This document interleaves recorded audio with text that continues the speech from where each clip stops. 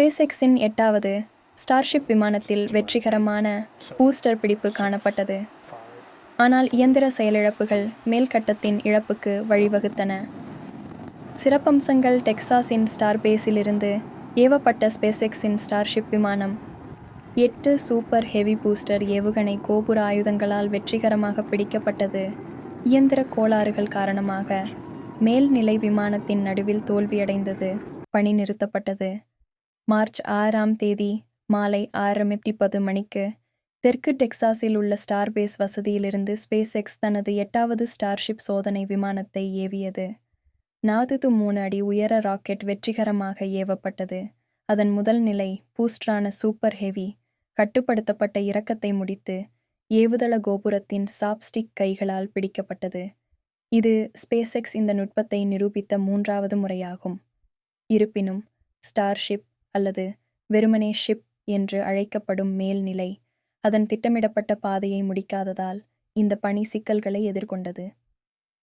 இயந்திர செயலிழப்புகள் கட்டுப்பாட்டை இழக்க வழிவகுத்தன. இதன் விளைவாக விமானம் முன்கூட்டியே முடிவுக்கு வந்தது.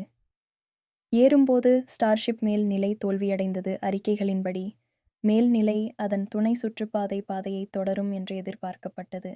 இந்திய பெருங்கடலில் கீழே விழுவதற்கு முன்பு 4 சோதனை சுமைகளை நிலைநிறுத்தும்.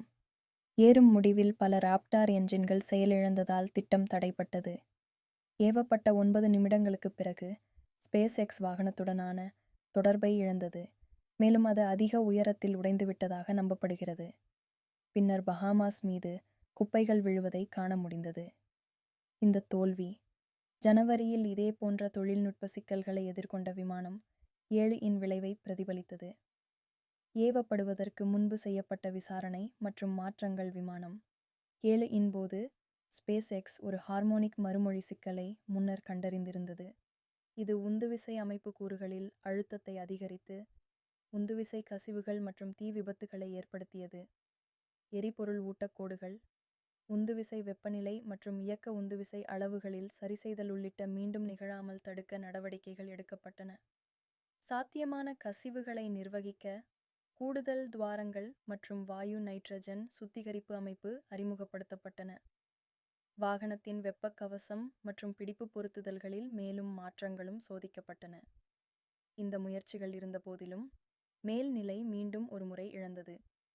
எதிர்கால சோதனை மற்றும் செயல்பாட்டு திட்டங்கள் ஸ்பேஸ்எக்ஸ் ஸ்டார்ஷிப் அமைப்பை விரைவான மறுபயன்பாட்டிற்காக மேம்படுத்த திட்டமிட்டுள்ளது.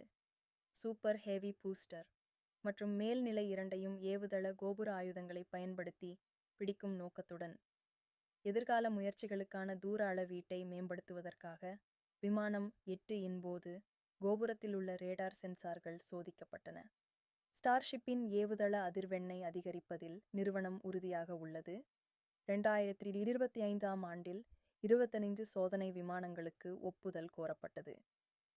பாதுகாப்பு மதிப்பாய்விற்கு பிறகு ஃபெடரல் ஏவியேஷன் நிர்வாகம் விமானம் 8ஐ அனுமதித்தது, மேலும் விசாரணைகள் வரவிருக்கும் பணிகளுக்கான அடுத்த படிகளை தீர்மானிக்கும்.